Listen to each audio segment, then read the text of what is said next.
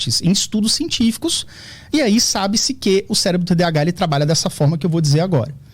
Como funciona? Nós temos uma região da frente, né, falando uma linguagem bem mais leiga, não vou falar bem literalmente, mas a região do córtex pré-frontal é a região que lida muito com a questão da cognição, né? Cognos, que é o conhecimento, ou seja, você aprender algo novo. Um exemplo que eu gosto de dar é o seguinte, por exemplo, geralmente a gente tira a carteira com carro manual. Aquele carro 1.0, aquele Celtinha lá 1.0.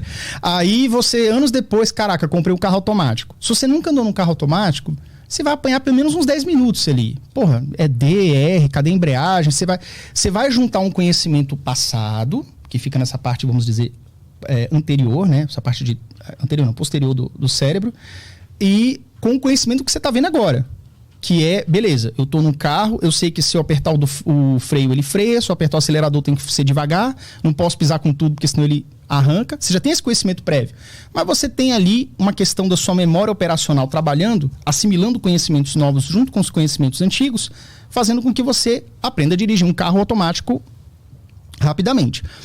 Para que isso funcione bem, essa porção do córtex pré-frontal ela tem que estar bem abastecida com um dos neurotransmissores bem conhecidos e bem presentes, que é a dopamina.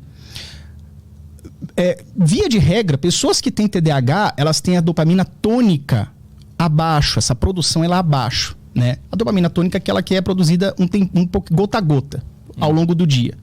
É para que a coisa funcione minimamente.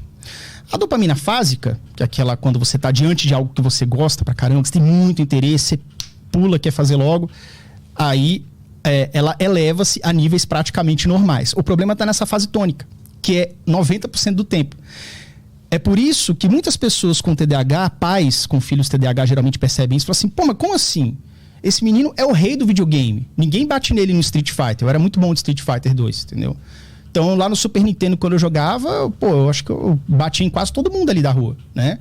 Mas, para isso eu tinha muito interesse. Para isso eu ficava até de madrugada, se ninguém me desse um freio jogando. Aquilo ali, dopamina fásica, recompensa imediata, prazer imediato ali chegando para você. Agora, quando você vai fazer uma tarefa desinteressante, aprender um conteúdo novo, você já não gosta muito de matemática. E aí você tá aprendendo função do segundo grau pela primeira vez. Você não tá entendendo nada. Tem um X agora. Não é só número, tem uma letra ali.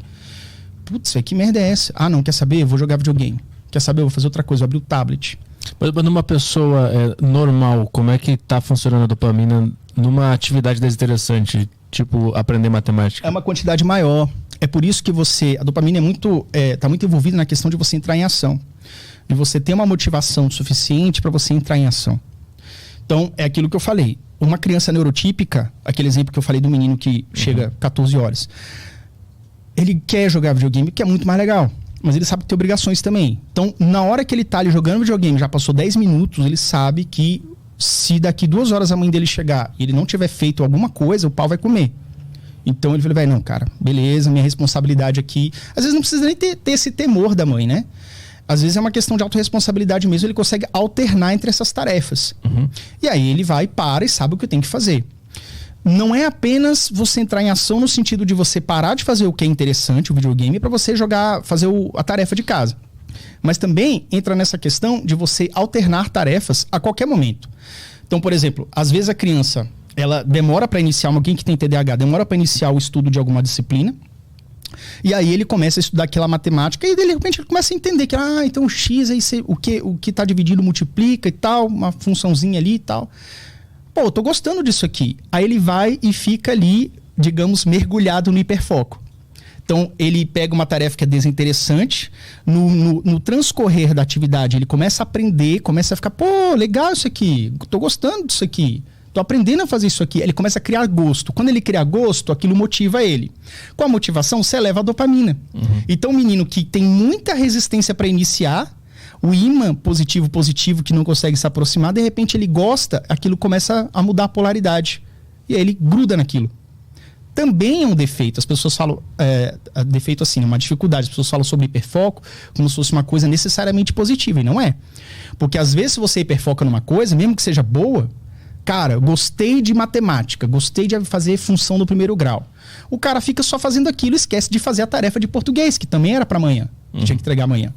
Então, essa dificuldade em alternar atividades é muito presente no TDAH também, e essa regulação dessa dopamina tônica, dessa presença dessa dopamina tônica em maior ou menor nível, dependendo da atividade que a criança ou o adolescente ou o adulto esteja em contato, essa variação também causa esses sintomas e, por consequência, possíveis prejuízos. Então existe uma baixa fabricação de dopamina. Fabricação, digamos assim. Ela tá rolando em muito baixa escala ali.